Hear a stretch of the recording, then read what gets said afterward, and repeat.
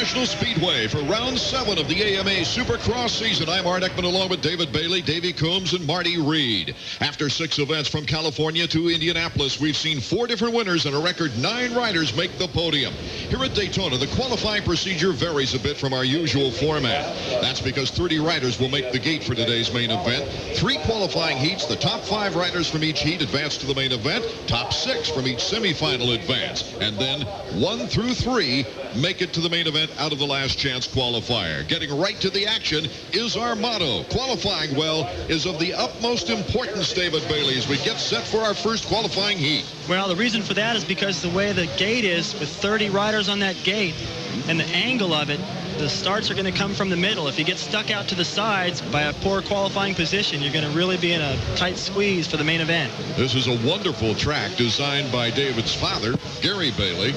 Under the restrictions of the infield of Daytona International Speedway, he's done a whale of a job, David. Well, I've watched him do it for a number of years, and I always was like, why can't you just go here or there? And there's always a reason. McGrath, LaRocco, Bradshaw, who gets the whole shot? Right now it's Craig. Michael Craig with Jeremy McGrath, number 1 on the outside. McGrath moves out of hay bale as he moves back to 3rd place. LaRocco going into 2nd as they go through that black sand beach. McGrath almost overshot that corner, got way out there, got sideways. Good thing that hay bale was there, probably helped him stay on the racetrack, but he dropped a spot. Davey Coombs, Michael Craig is a phenomenal story right now. Doing so well over at Gatorback, riding with a broken hand in Moto 2. Yeah, that's right, Art. On the 125 class last week at Gainesville, he was winning the first moto by about 10 seconds. Made a terrible mistake on the last lap, ran into a wall, and it really messed his hand up. He's riding with an injury right now. Coming back, Mike Craig. He's got the challenge now from Bradshaw, who's moved into 2nd place. Jeremy McGrath and Bradshaw are going at it. Bradshaw, number 10 on the Honda. Jeremy McGrath on his new Knack Suzuki, number 1. Trying to get around Bradshaw. We've got a great 4-pack battle for first. Here comes McGrath. McGrath's going to take everybody, it looks like. No, Craig shuts the door on him, but McGrath makes it around the corner. That was smart. Mike Craig could hear McGrath coming up the inside. He veered over to protect that line, but McGrath still squeezed through. Let's go down to Marty Reed. Boy, I'll tell you what, must have been pure luck, because I talked to Mike Craig and Jeremy right before the start. I asked Mike, how you feeling? He says, fine. He says, I'm really ready to go, pumped, stoked. You know, every adjective you could think of. And Jeremy said, practice went extremely well. Looks like it's paying off for both of them. Well, it's an unusual season for Jeremy McGrath, changing to the Suzuki bike a week before the season opened. It looks like he's dialed in now, Davey. Yeah, you know what? He spent a lot of time this week R&D'ing on a couple of the practice tracks around Orlando, trying to get the feel of the Suzuki as we saw off the start. That's about the best start I've seen him get this year in the Supercross series. Okay, it's starting to widen out a bit as Jeremy McGrath is being pursued by Michael Craig. Damon Bradshaw in the number 3 spot, and the number 4 spot is Michael Craig. We're heading down to the end of the racetrack where Bradshaw made that pass on both the Suzuki riders. See if he has got a good line there again, if he can stay close enough. Mike Jones, as you see there, in the 5th position as we take a look at our field summary. But this has got to be a great feeling for Jeremy McGrath leading this heat race. He only has 1 heat victory so far this year. Looking strong again. He sure looked relaxed in practice to me. Looked aggressive. He was one of the only guys out there jumping everything every lap. They get such rebound on that speed bump. The back end just pops up on him. It's the fastest section on the racetrack, and as soon as they land off that little starting brake, they hit that kicker just about the time they get on the brakes. Bradshaw, good line through the whoop-de-doos. Moves into 2nd place. Vicious whoops. We see him from this angle, David, and now you can get a better idea of how vicious these bumps are on this track as Bradshaw sealing off Craig. The section they just came through, there's 3 jumps, and everyone's got a little different idea of going through there, but basically what my dad did with the layout is he made all those jumps straight up and down. Forced the riders to think a little bit more rather than just being able to jump a triple. We'll find out who our first qualifiers will be when we return. Cross on ESPN2 is being brought to you by Honda. With a whole line of new motorcycles, your Honda dealer is the most exciting place to be this spring. Honda, come ride with us. And by Suzuki. Your Suzuki dealer has the ride you've been waiting for and the financing to get it. We're back at Daytona International Speedway. Jeremy McGrath here for the first qualifying heat is getting a big challenge from Damon Bradshaw, number 10. Bradshaw, who has placed 2nd twice in the Daytona race here in the Supercross ranks. is second once again, but he wants that first place position. Anytime you're back here on the East Coast, too, there's a lot of Bradshaw fans. Jeremy McGrath, can he hold him off? Bradshaw ran nicely at Gatorback Park in the first motocross round last weekend of the season. Watch him kick off that bump. This is where Bradshaw was fast the last lap. He made the pass on Craig. See if he can do it to McGrath. Oh, and the whoops! Bradshaw! He's got the better timing. McGrath, the inside move. Bradshaw moves into the lead. Bradshaw riding with a good case of the flu. Yeah, that's right. You know, we were talking about what McGrath did for practice this week. Damon Bradshaw did something totally different. He went cross-country riding for a couple of days. He went out in the woods, got out there and beat himself up a little bit in the trees and the sand and everything. Now he's got a flu. He started to get sick yesterday. That's a very unorthodox way to go about getting ready for a supercross race, but so far so good. I like that strategy, though, because Daytona is a very unorthodox supercross track. It's completely different, and why not go out and do something a little different, get your mind ready? And it looks like Damon rides pretty good with the flu. You need to do that more often, too. Look out. Sometimes the adrenaline really gives you a good push. Now, sometimes it doesn't work in motocross because of the tremendous long 30-minute motos and 2 motos in each event. Well, but here in supercross, it's a little different. I think what's going to happen today is, unless he starts feeling a lot better and gets this kind of worked out of him through the heat race, the main event's long, the track's going to get rougher, and it is hot today, and he'll probably struggle towards the end of the main event. 3 semifinal wins in a row for Damon Bradshaw, but he's out in front right now. As we look at the battle for second place, Jeremy McGrath has got number 15, Michael Craig of Honda of Troy, on his tail. We've seen McGrath get out and look good early in the heat races before this year and all of a sudden start to fade, and all those times it's been due to arm pumps. So I would be inclined to think that's what's going on with Jeremy right now. Damon Bradshaw over the kicker, going into that run and turn. Look at how it's running up right now already, and this is only the first qualifying heat. Here comes Jeremy McGrath pulling up a little room now, trying to catch Bradshaw through the whoops. Lapper gets out of the way as they come roaring by. Craig's getting lots of pressure from Mike LaRocco, number 5 on the Team Suzuki. You can see right there in the faces of those jumps that nasty hole that's digging out. That's like hitting a curve in a sidewalk. You go from that soft sand into the lime rock. Really tricky section. After practice, they were having to pick up the pegs going through there.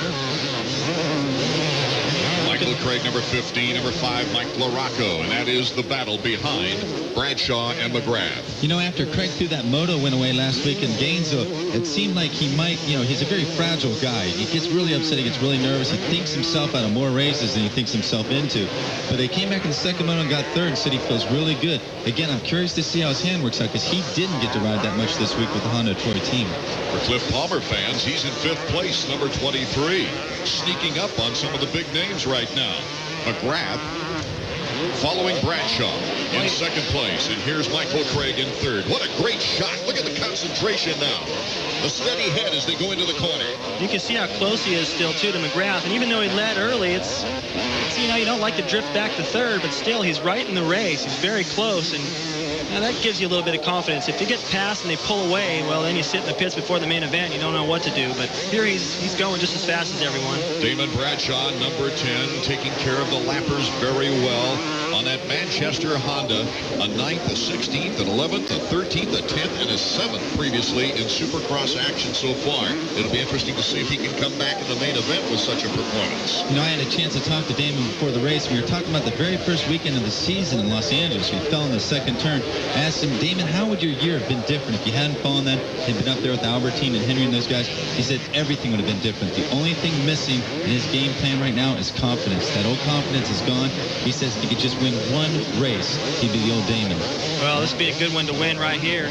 Working his way. I didn't really even notice where he was in the first turn. I was so busy looking at McGrath. It looked like he almost went off the racetrack. And here comes Damon around McGrath and LaRocco, works his way into the lead. This will give him a great boost of confidence before the main. Also a great starting pick for the main event. Would that be something for the numbers fans, too? It would be Damon Bradshaw's 20th win on the 25th year of Supercross here at Daytona. Actually, they've only run 24 races in the 25 years. They sat out in 1972. Mike LaRocco, number 5, has always done fairly well here. Let's go down to Marty Reed, trackside. Yeah, I'm down here with Mike Andrews. Mike, don't you guys wish you could run every race at Daytona? Yeah, he's looking real good today. So hopefully, he's been sick some this week. Hopefully, he'll have the strength to hang on. What makes him so good at this track?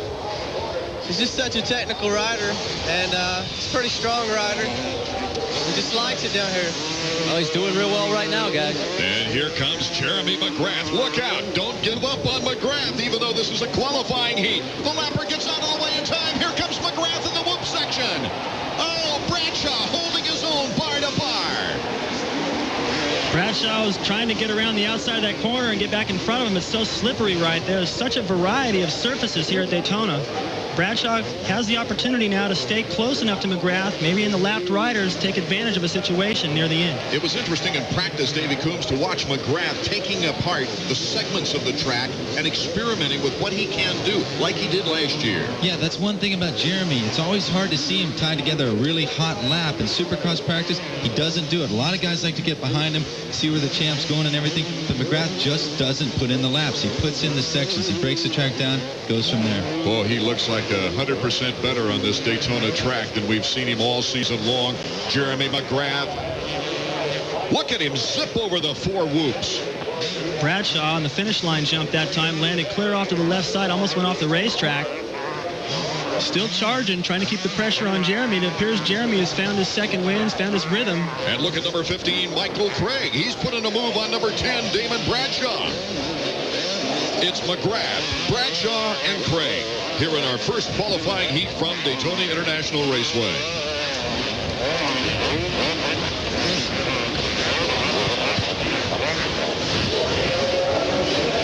Bradshaw still keeping the pressure on. Coming into that whoop section.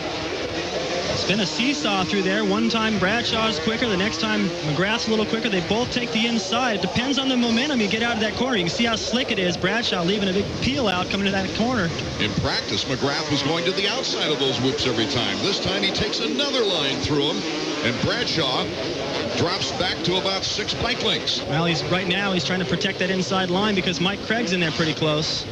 It also looks like we're at that point in the race where the guys are maybe kind of settling in a little bit and starting to think further ahead about the main event, trying different lines, looking around what the other guys are doing, especially through the whoop section. We saw McGrath pass Bradshaw. He tried something totally different that time. I think we'll see that for the rest of the moto, but they still want to win. Michael Craig riding with a broken hand that he broke in a crash in Moto 1 of Gatorback last week. Number 15 taped it up tight as a drum thanks to Jeff Stanton's wife Sarah. White flag. We've got the final lap underway now. Jeremy McGrath, and still not far away, number 10 Damon Bradshaw behind him on the Manchester Honda. Now it looks like Bradshaw and McGrath have both pulled away from Craig and LaRocco. Looks like it's going to be a 2-man battle for that last lap. And don't forget, our top 5 will be qualifying for the main event out of this qualifying round. So we've got a pack of 4 way out in front. You have to go all the way back to more than half the track before we'll find number 5, and I believe that is still Palmer. McGrath's still in control. He's got a couple of lapped riders he'd probably have to contend with before the finish line. Coming to that whoop section, that's where a lot of things have happened here. Surprised to see Bradshaw taking that inside. I thought he might go wide, try to get a run at him.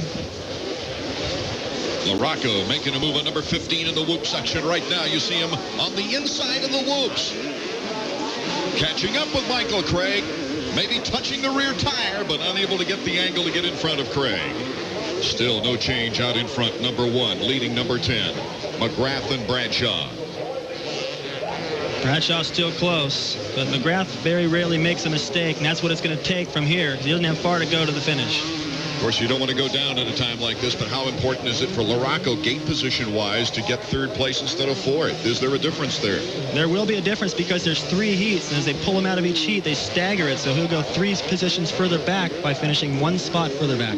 Here's the checkers for Jeremy. The 2nd time this year he has won a qualifying heat. Will that transfer over to the main event? We'll be right back to Daytona International Speedway after this. McGrath, Bradshaw, Craig, LaRocco, and Palmer have qualified for the main event after our opening Supercross action. Marty Reed's trackside right now with the winner. Yeah, very happy, Jeremy McGrath. We talked a little bit before the race, and you said, man, things are really going well today. It obviously did in the first heat. Yeah, my bike was working perfect out there. We need to just take a look at what I did and kind of see if we need to make any changes. But I think basically I rode pretty good. I just need to ride a little more loose. Were you surprised about Bradshaw? Yeah, he made a good pass. I mean, he had a few different lines than I did. It's pretty tough out there. You know, there's a lot of rough lines, and Damon snuck by me there. Any arm pump? You got enough left for the main? Oh, I have plenty for the main. I just need to. The heat race was the nervous one. The main event's the easy one.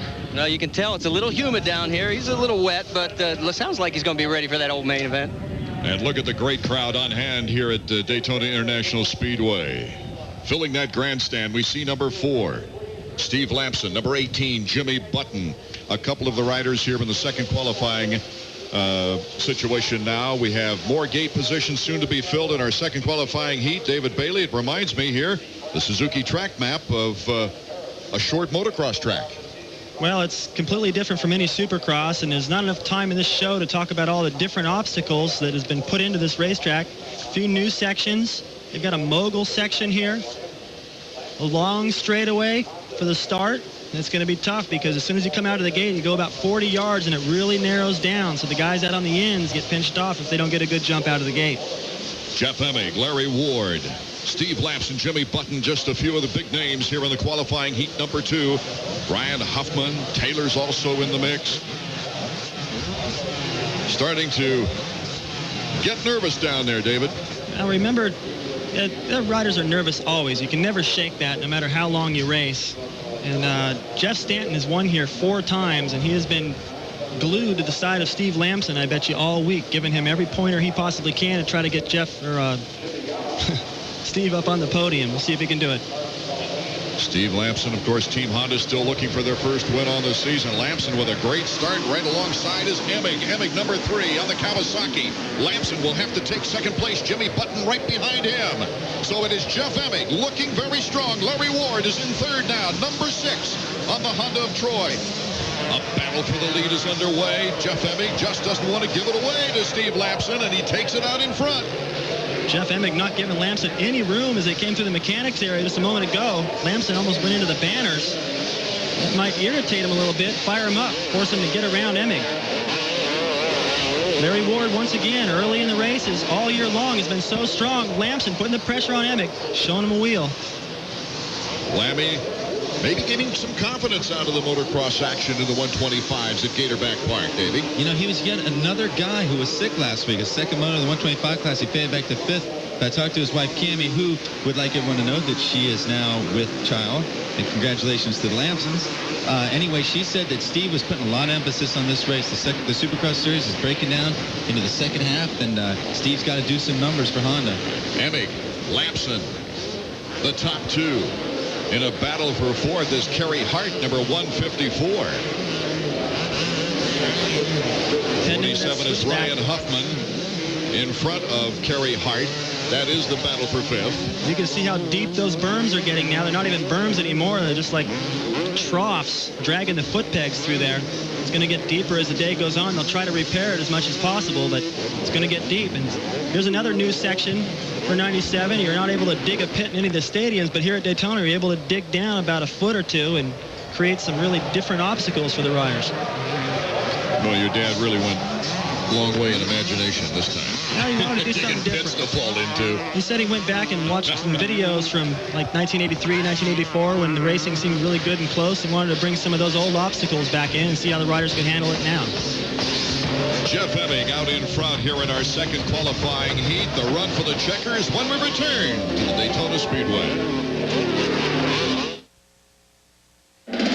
Walk in with no down payment. Ride off with a new Honda Shadow or Magna.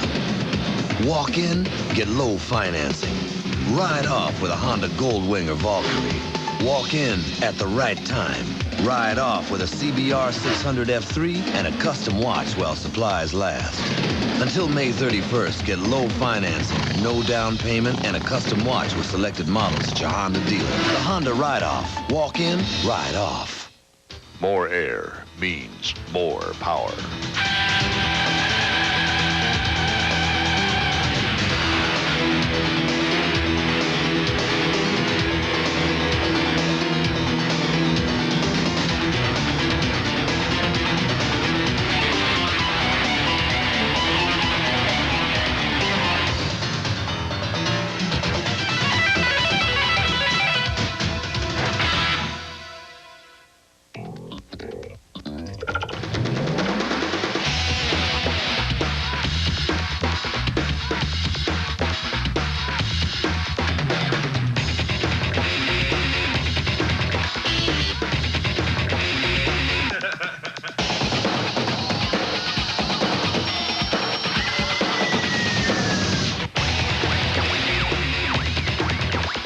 tonight, Tuesday through Saturday at midnight, only on ESPN2. We're back in the midst of heat number 2 qualifying for the Daytona Supercross. Art Ekman, David Bailey, Davey Coombs, and Marty Reed bringing you the action. This is the leader, number 3, Jeff Emig. Emig is being hounded right now by Steve Lamson, number 4. You know, it's odd. Emig is a very good motocross rider. He won the 250 Nationals last year, but he's never placed better than 4th here on this track. That was back in 1995. Well, he's due to do a little better than that, I think, and the season he's had so far this year has got to be by far the best season he's ever had. Winning a couple of Supercrosses already, winning the National last weekend. He's on a roll. You saw him in a radio show yesterday, and he's confident, cool, and unlike a lot of the other riders, he went home before this race. A lot of the guys stay down here, so I think he's ready. For 3rd and 4th, Jimmy Button trying to make a move on Larry Ward. Jimmy Button. He's looked pretty strong in several events this year. Yeah, Jimmy and the whole Chaparral team really need to get a good ride on their belt. Maybe get someone on the podium. Back to the lead. Lamson putting the tire on Jeff Emig. It's unfortunate he got so close to him in that section because there's nowhere to pass right there. That's probably the only section on the racetrack where you just have to wait your turn. Let's go to Marty Reed.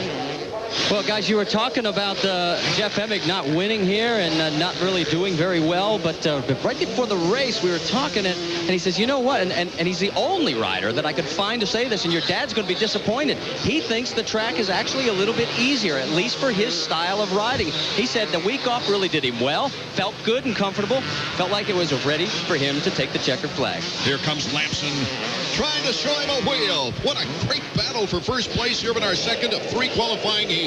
Lamson's doing everything he possibly can to try to keep the pressure on. It really, what it looks like it's coming down to me is the start. If Lamson could have kept that whole shot, maybe the situation would be reversed right now, but it's obvious they both have the same speed. Maybe Lamson right now is a little quicker. How can they handle the lappers? If Emig makes a mistake, Lammy's right there. Lammy puts a foot down in the sand. Yeah, you have to give Emig a lot of credit. He is a great defensive rider. I mean, he almost borders sometimes on being dirty, and he's gotten that kind of rap before. But if you watch, he just uses a lot of track. Yeah, that's right. But he holds his line, and you know, he owns both sides of the banners. Well, when you're in the lead, that's your right. You can go out and protect your line. And Emig's been known to protect it, like Davey said, everywhere. But here's another look, Dave. This is where Lamson got very close to that mogul section. Lamson getting almost caught up in the banners there. Emig able to hang on.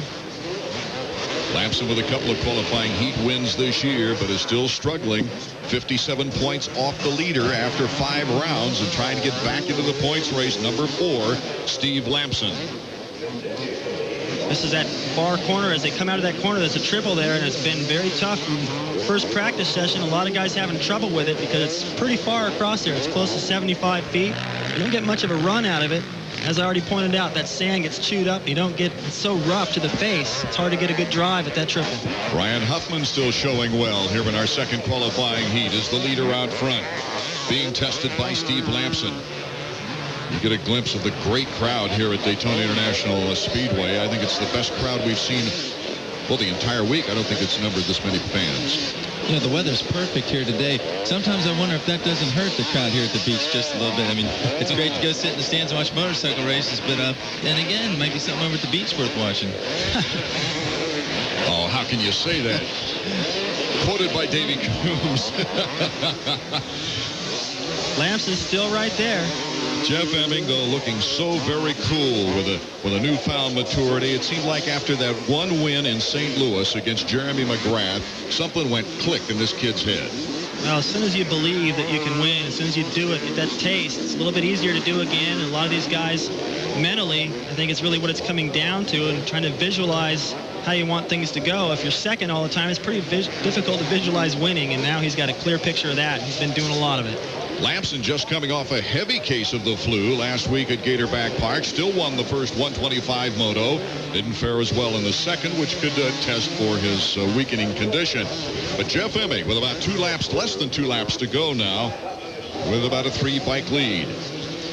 This might give us another chance to watch Jeff Emig's roadblock technique. And one thing to keep in mind for the main event, he's the only guy here on the Kawasaki team. We lost Damon Huffman. right after his Atlanta win with the ankle injury. And then this week, Ryan Hughes decided to go home a few days early. He stuck around after the Gainesville race, but he tweaked his knee in the second moto.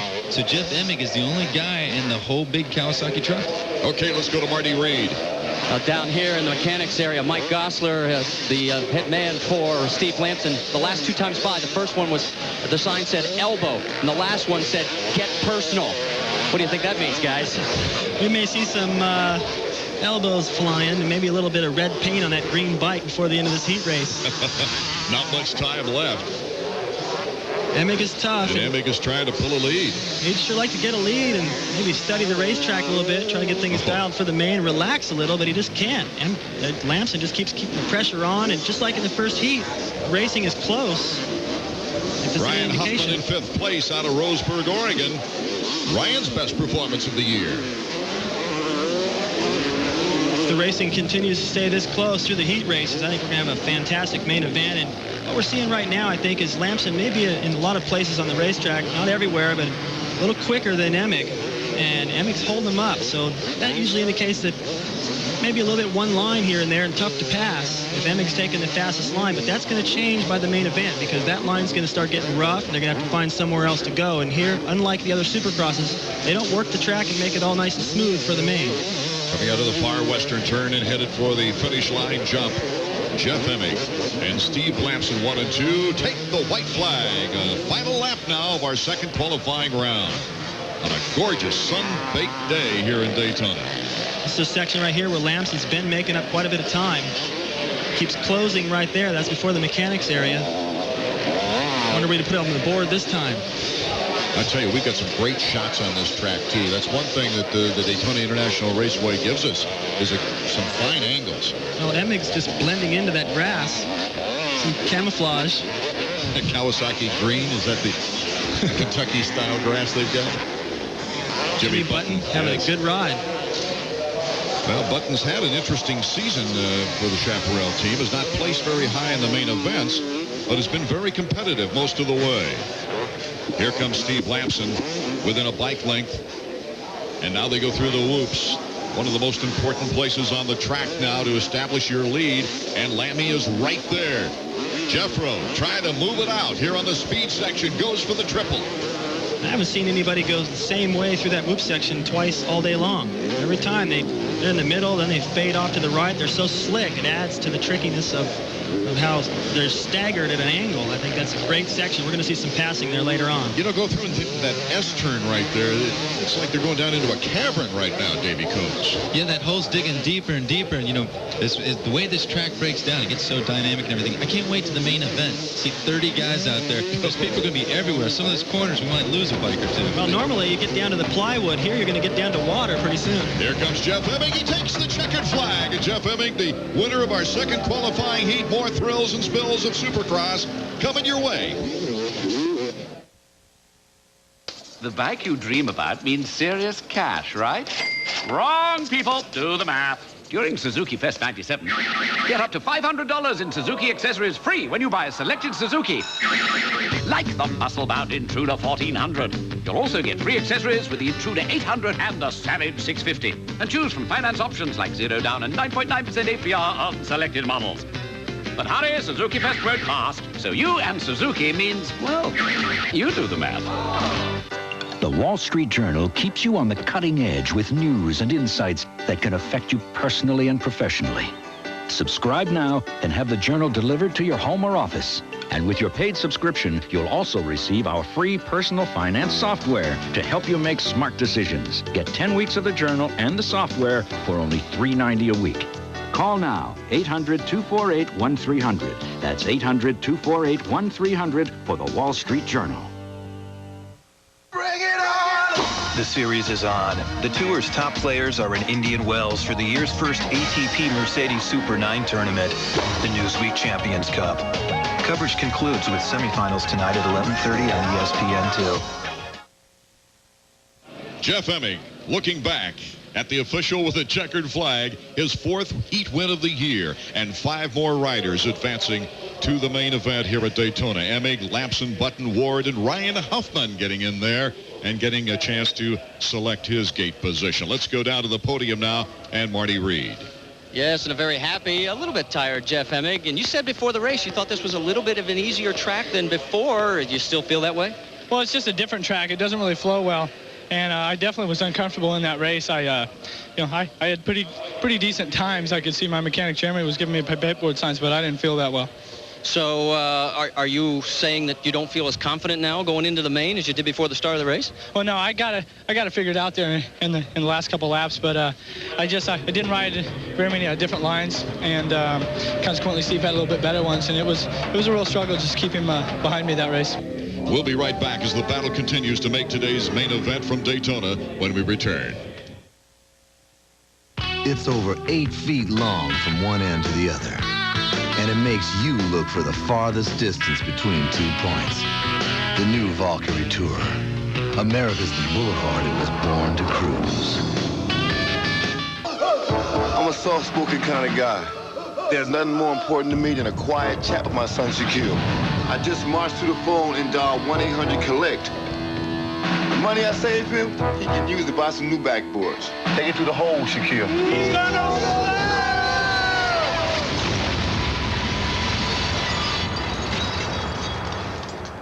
and they wonder where he gets it from. 1-800-COLLECT. Save the people you call up to 44%. What's the right grip feel like? Should you use the same club on every chip shot? The answers are in Golf Digest. No matter how well you play, you'll find tips and advice that will dramatically improve your game. Guaranteed. Want to know where the slot is at the top of your backswing? Or if you're good enough to carry a 4-iron, subscribe to Golf Digest. 12 issues are only $19.77. You'll also get our video. Hit it longer and straighter, free. Call 800-247-3900. That's 800-247-3900. When you were a kid, you couldn't wait to grow up.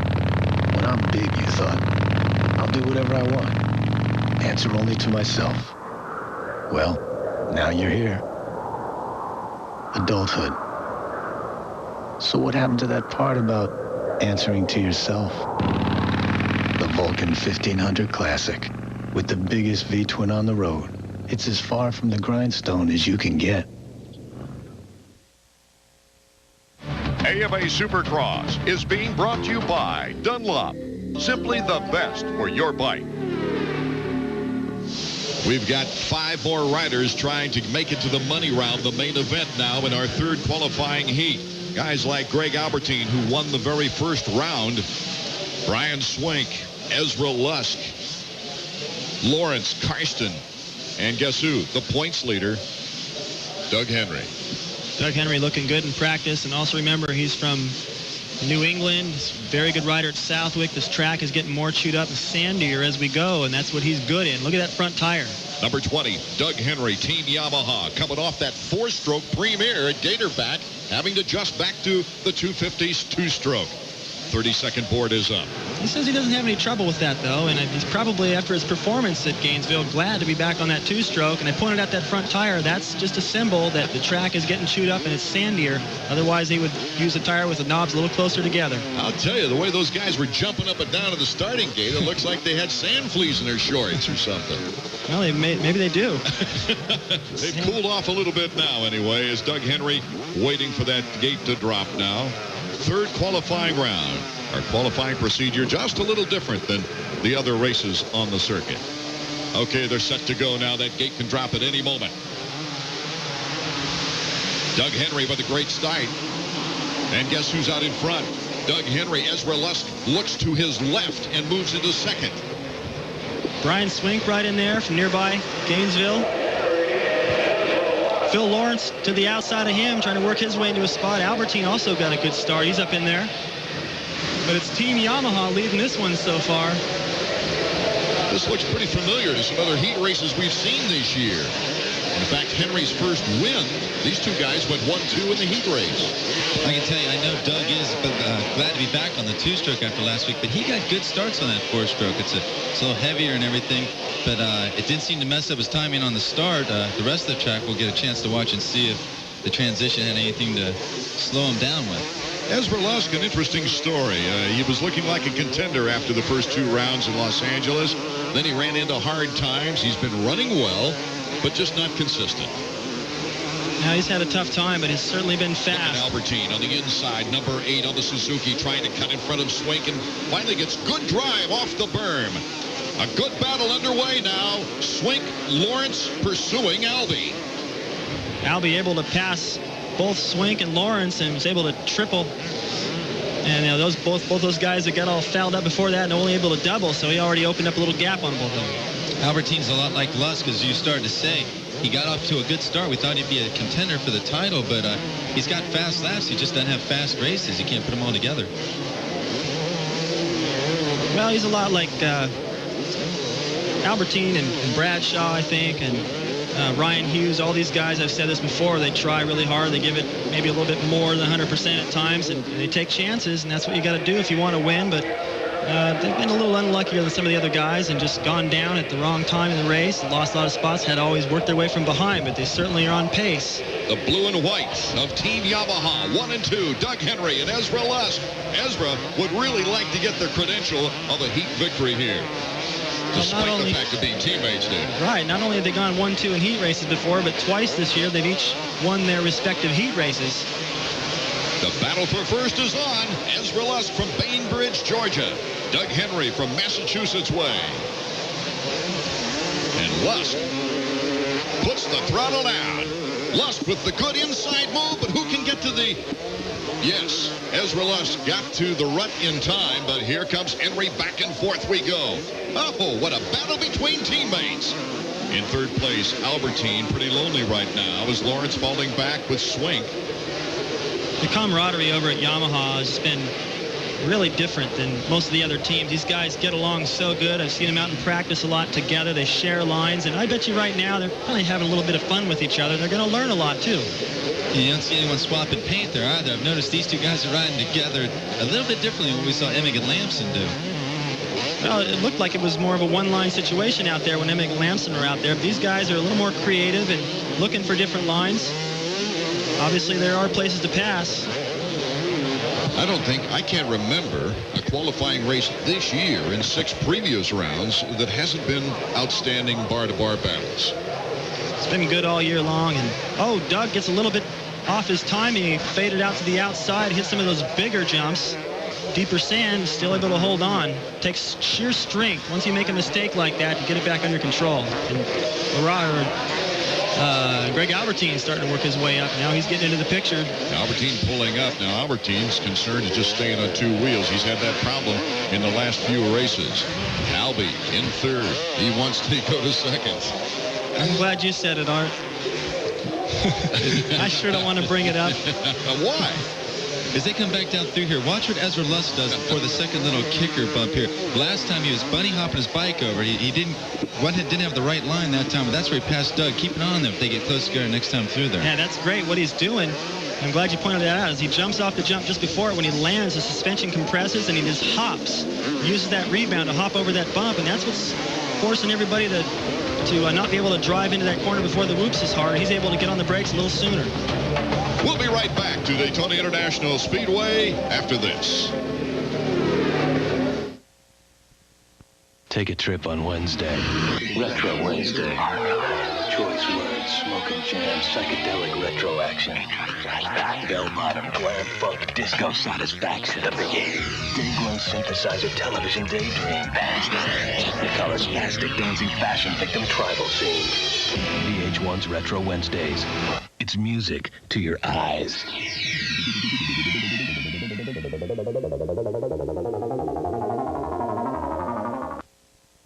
The Lombardi Trophy is the symbol of excellence in professional football, and the Super Bowl coin is the official symbol in sports collectibles. That's why the National Football League commissioned Balfour to craft the official game coin for Super Bowl 31. Now, you can reserve a limited edition bronze championship medallion for just $29.95. Each coin is individually numbered and authenticated and honors each conference champion. All advance reservations will receive a free collector's display case, but this is a limited edition, so call now to order yours. Call 1-800-257-5700.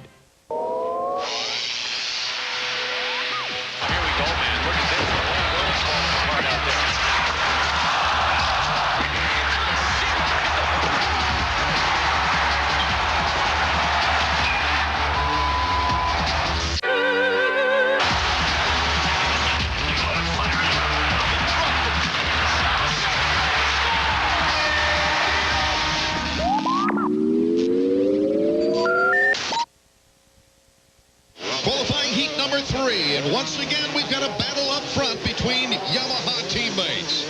Doug Henry and Ezra Lusk have been going at it tooth and nail. Henry has the edge. Albertyn not far behind in third. As they go to the whoop section, let's see who times it the best. Henry having just a little bit of problems now as Lusk comes right up on his fender. That's such a tight corner right there. It's starting to get a little bit more of a rut there where these guys were sliding more before. But as they hit that rut, they're having to protect the inside line. The bike's not short enough. It doesn't have a hinge in the middle to make that turn, so the front wheel goes over it. A lot of guys having trouble there. Doug Henry able to hold on despite the tremendous pressure put on by Ezra Lusk. You can see that roost that Lusk just shot up off that jump right in Albertyn's face. I don't think he did it on purpose, but that happens a lot out there, and you can imagine what that feels like right in the face as you approach the section and you get a face full. For a while there, it looked like we had a little bit of play Ryan at the Yamaha test track, but Albertyn snuck up on those two guys. Lawrence and Swink in the battle for third. Lawrence with Team Chaparral. That'll be the battle for fourth. This is the section of the track where Lusk always gets right up on Henry, gets close before they enter the mogul section, and once again, Albertyn has also moved up on these guys. Amaratio starting to close, too, on Swink and Lawrence. To the outside, Ezra Lusk. Oh, look at this. Lusk has got that section of the track dialed in. Number 11, Ezra Lusk has taken the lead away from Doug Henry. And Albie is encouraged. He's right there. He's probably hoping for a while those guys would bump into each other and he could go around them both, but it doesn't look like it's going to happen.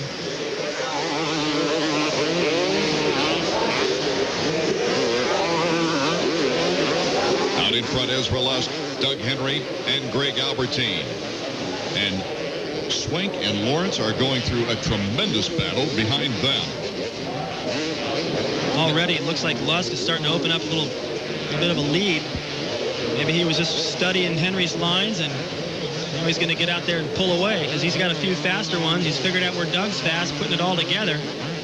Also, Doug's forced to ride a little bit more defensive now because here comes LaRocco.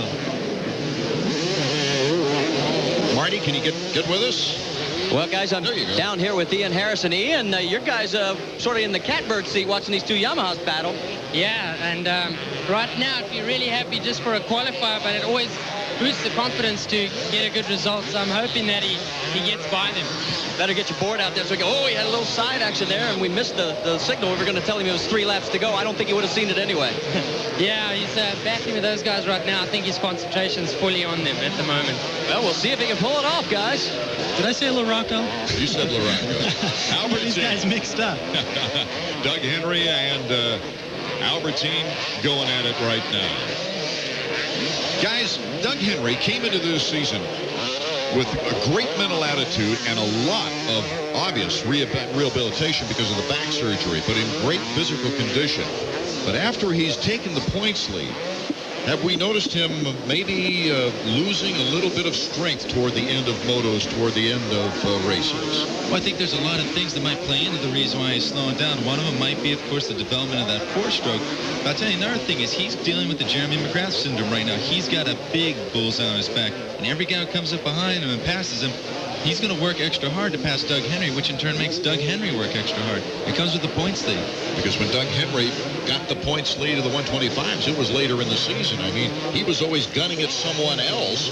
Didn't win the 125 first race until Atlanta that year, and then he put a tremendous string of victories together to take the 125 Supercross title at that time. I think Doug has definitely realized that this is a long season. He doesn't have to win every race. He's trying to be very consistent. Looking down is Greg Albertyn. So something might be wrong with his bike now. What a bad break for Albertyn with only a couple of laps to go. Can he hold on to a qualifying position? Look at, he's kicking at it. I don't know. That's the shifting side. Maybe the foot peg. Sometimes they run through these deep berms and the foot peg folds up. You get a bunch of sand packed in there and it won't fold back down. Maybe he was trying to kick it and get that sand loose. That's all I can figure. I've done that before. at least he's fortunate enough to have enough room on Phil Lawrence, the fourth-place rider, where he can maybe nurse that thing in. It doesn't look like it's anything that's going to stop the bike completely, but he can kiss Doug Henry goodbye. We've got a confirmation from the track that dirt has stuck in that foot peg, so you're absolutely correct, David Bailey.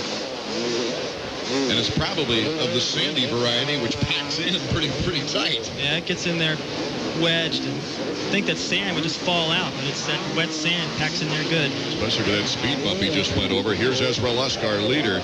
And for Ezra, this is quite a boost for him. He did win a heat in Los Angeles Coliseum as well as at Seattle.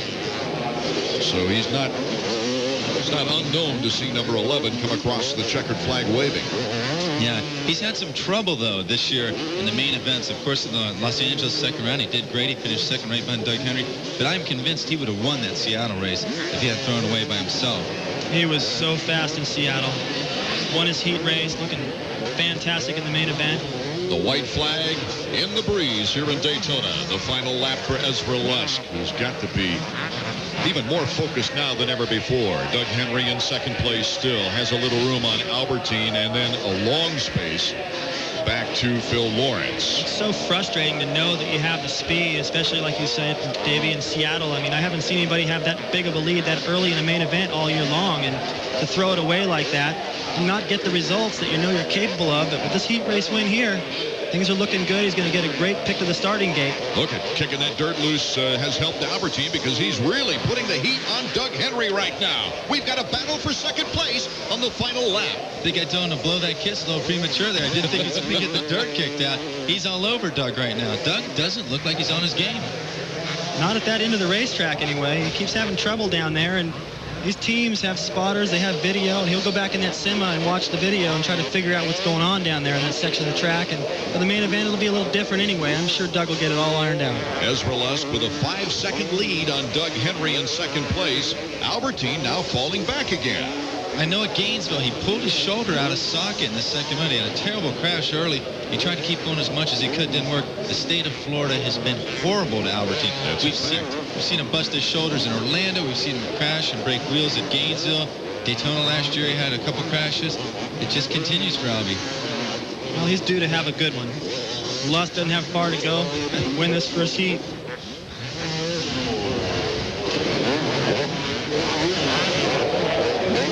Headed toward the checkered flag with ease. It's not often that happens for anyone here in Supercross. Ezra Lusk has won the third qualifying heat. More roosting on the sands and jumps of Daytona Supercross when we come back.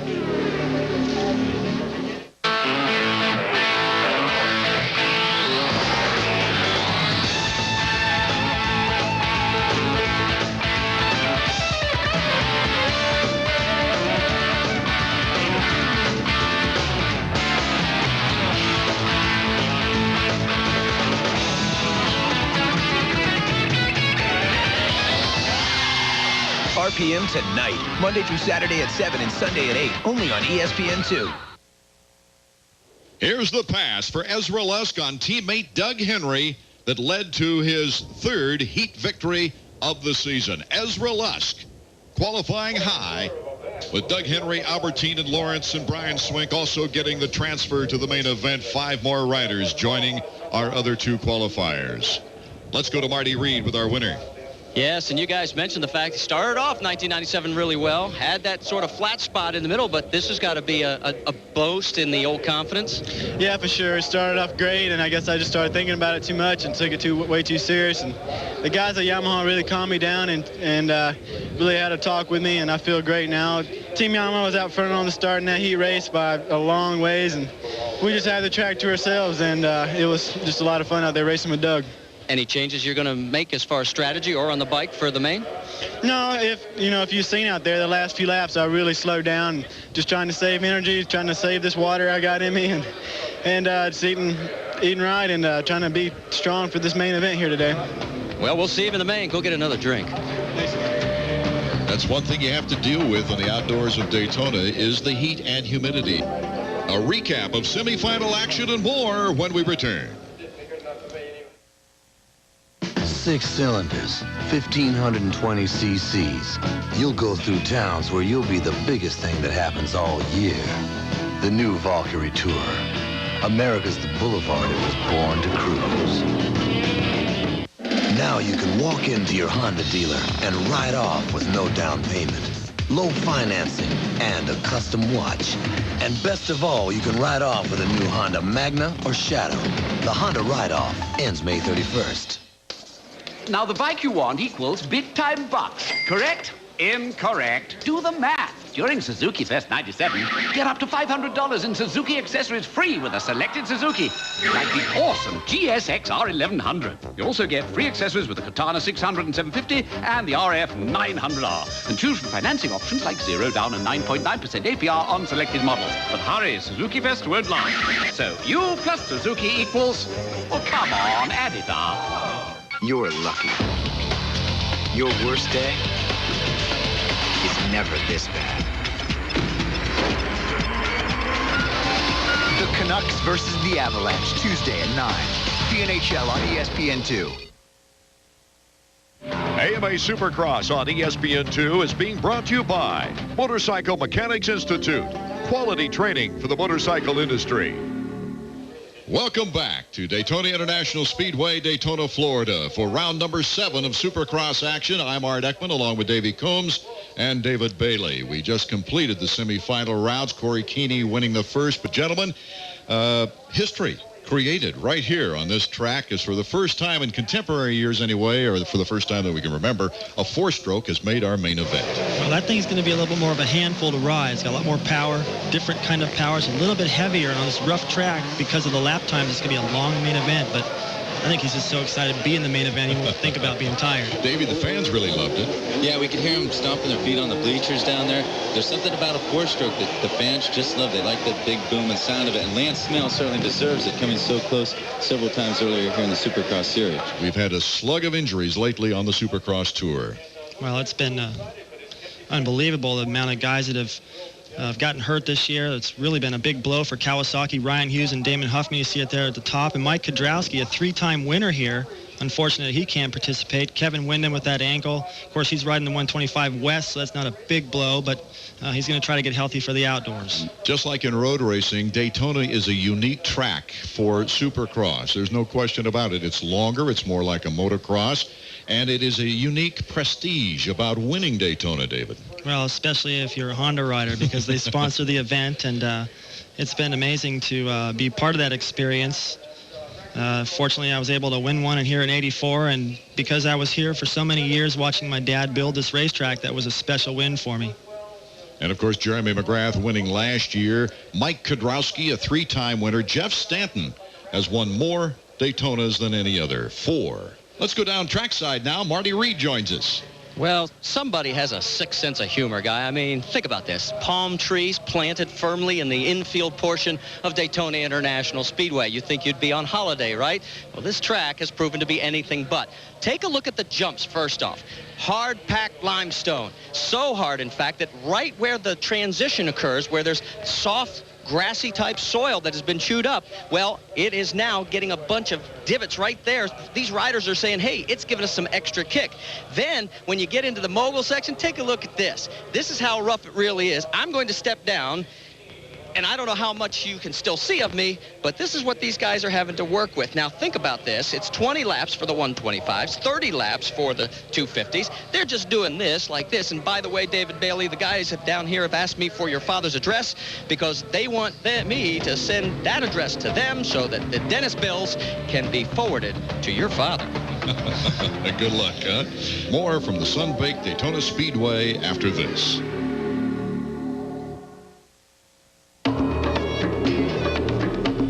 Fuel-injected 90-degree V-twin, an exotic all-aluminum truss frame, and a rear suspension so advanced it's patented. Introducing the Suzuki TL1000S, a sport bike with such forward thinking, the rest of the world seems backwards.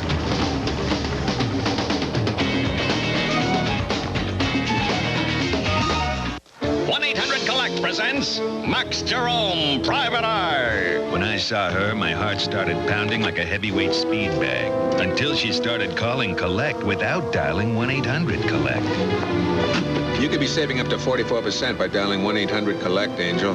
Let me show you how it's done. It's so easy. Now let me show you how it's done. Any Joe will tell you, 1-800-COLLECT is the easy way to save up to 44%. The Wall Street Journal keeps you on the cutting edge with news and insights that can affect you personally and professionally. Subscribe now and have the Journal delivered to your home or office. And with your paid subscription, you'll also receive our free personal finance software to help you make smart decisions. Get 10 weeks of the Journal and the software for only $3.90 a week. Call now, 800-248-1300. That's 800-248-1300 for the Wall Street Journal. When you were a kid, you couldn't wait to grow up. When I'm big, you thought, I'll do whatever I want. Answer only to myself. Well, now you're here. Adulthood. So what happened to that part about answering to yourself? The Vulcan 1500 Classic, with the biggest V-twin on the road. It's as far from the grindstone as you can get. This week's Honda Flashback takes us to the Silverdome, 1990, and at the start it was number 9 Johnny O'Mara with the hole shot with heavy pressure from Damon Bradshaw. Going up into the stands early in the race, Bradshaw to the inside moves around O'Mara and into the lead. And it looked like Bradshaw was starting to pull away when a mistake on this double jump coming up short gave O'Mara just enough room to squeak by back into the lead on the inside. And then came number 1, the defending champion, Jeff Stanton, the hometown favorite, around Bradshaw and putting pressure on O'Mara for the lead. O'Mara goes to the outside, Stanton to the inside. Side by side over the finish line jump, Johnny only can do one thing, protect the inside line. He does it. Stanton squares the corner and takes over the lead, and the crowd went wild. And as O'Mara began to drop off the pace, Bradshaw picked it up. Challenging Stanton late in the race, side by side over the finish line jump, Bradshaw does the same thing to Stanton that Stanton had done to O'Mara, squaring him off and taking over the lead. So it was Bradshaw adding another win to his streak of 5 for the 1990 season, while Jeff Stanton held on to second place. Welcome back to Daytona International Speedway. Treadwell, Karsten, and Atsuda secured the final gate positions for today's 250 main out of the last chance qualifier. And right now, the younger 125 Eastern Region riders are on the track getting ready for their third race of an 8-race chase to the Eastern title. And we've got a 17-year-old Supercross rookie making some big waves, guys, number 70. It's been a really great swing down through the down through the southeast for Ricky Carmichael. Started out with that win in Atlanta, and then he just blew everyone's minds in Gainesville, which was basically his hometown track last week in the 125 National. He went 2-1. He passed a lot of good guys. Sakamoto, flat gone, ran away. If he can tie in this race, it'll give him a sweep of the southeastern swing.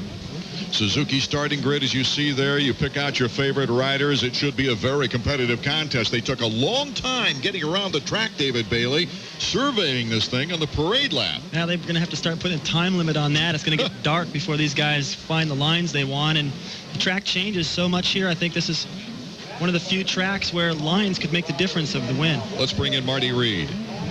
Well, guys, Ricky Carmichael stunned his team. They were happy if he would have made a top 5 at Gainesville. And, of course, as you guys mentioned, he won it, and he was devastating in his heat race. John Dowd got down early, came back to qualify very well. In fact, from down here, the talk is maybe Dowd's the only one that has anything that can handle Ricky Carmichael today. Not in the lineup, of course, Chad Putterson, who crashed in the last chance qualifier.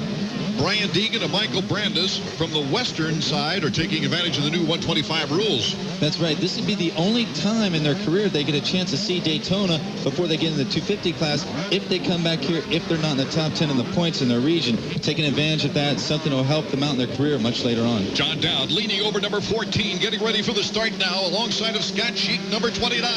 And the gate has dropped on the main event from Daytona. The 125s are underway. 112, Stefan Roncada gets bumped by Dowd in the first turn. They both go down. Carmichael jammed on the brakes right there, couldn't stop. He got sandwiched Brandis also going down, and Ron Cotta. So that's going to be an exciting battle watching those three work their way through the pack. Boy, they really rammed into each other, and Casey Johnson. Carmichael trying to bend his handlebars back up. It makes sense. He's already lost time. Might as well get that bike back straight before he tries his challenge to the front. Pro Circus Pingree is out in front. What a wonderful break for Pingree. I tell you, everyone's been talking about Carmichael. All the swirl going around the Pro Circuit truck's been on Carmichael. But right now, Pingree, his teammates, finally getting a chance to shine in the spotlight. Jeff DeMent after a very fine qualifying heat race, number 50 in second place. But here comes the local favorite, Tim Ferry, number 22. What an opportunity for both Ferry and John Dowd, who's not far behind him. You can see Dowd right there, just at the tail end of this pack coming through the whoop section. Whoa, you can see how slick it is right there. Pingree getting a little sideways, front end washing out, but Carmichael was so fast in that heat race, so far gone. Everyone's been pretty much betting on Carmichael. Now he's dead last. These guys have a great opportunity to win this thing. You know, we didn't mention David Pingree earlier because we were talking about the 250 class. Pingree has a broken finger. He's also got that to deal with, plus the fact that he's never seen this Daytona track as well. You can see he's got a little handlebar protector like what they use when the tracks get real rocky to protect that hand on the throttle side. Pingree, of course, last year breaking a right femur and then tore the ACL in his left knee in the same accident. Dowd moving up a spot. He's got to stay in contact with Ferry, and he's got Sheik right behind him, too. This is shaping up to be a great battle. Sheik getting around number 85, Jimmy Neese on the Suzuki. So what a battle we've got shaping up after the tremendous first turn crash. I want pizza. I want chicken. Pizza. Chicken. Yo, Bobby, looks like we got a problem. Yeah, Davey. It looks like a situation for Substation 2. They get crispy, specially baked New York bread, piled high with individually cut meats and cheeses. None of that prepackaged or pre-sliced stuff. Then garnished with fresh greens and spices. Now that's the best tasting sub. See, Bobby, we make everyone happy. Are you going to eat the rest of that?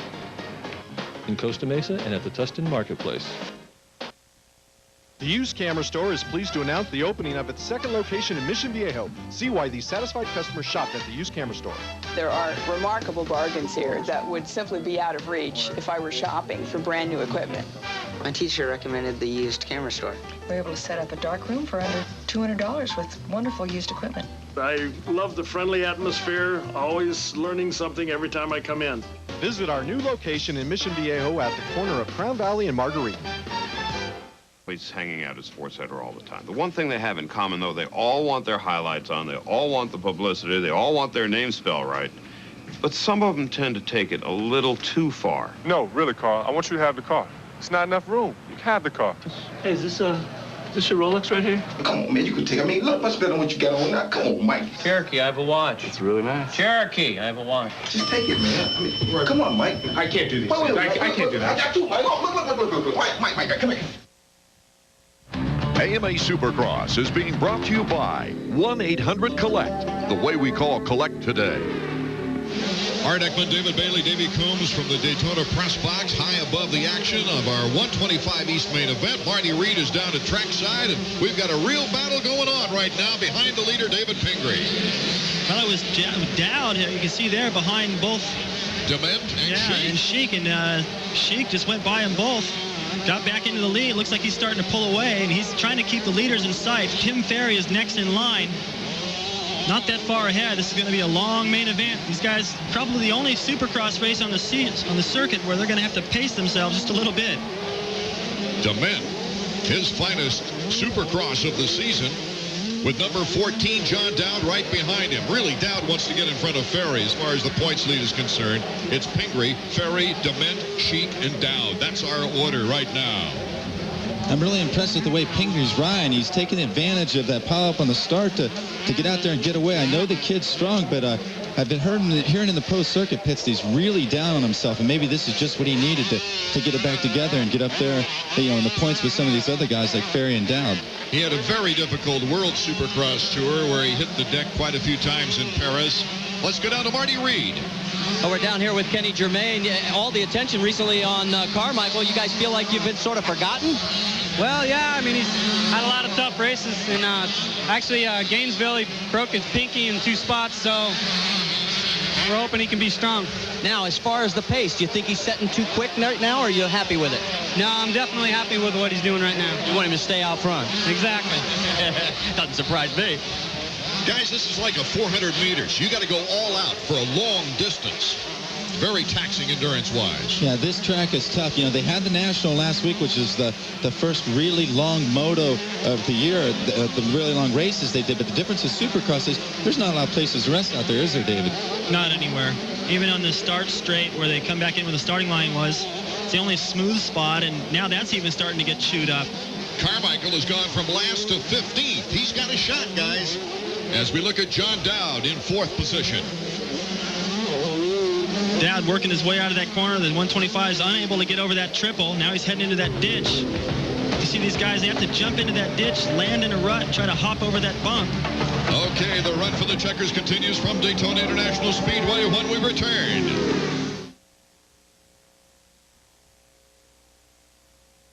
Now you can walk into your Honda dealer and ride off on a champion. The CBR 600 F3. Walk in and ride off on the best 600 sport bike. Walk in soon and ride off with a custom watch. The Honda Ride-Off ends May 31st.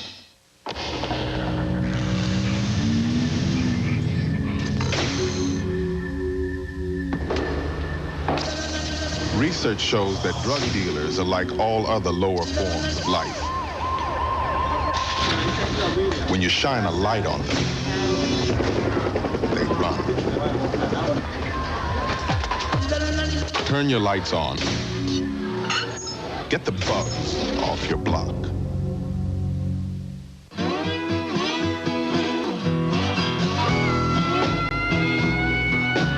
Out of the shadows come 3 incredible motorcycles.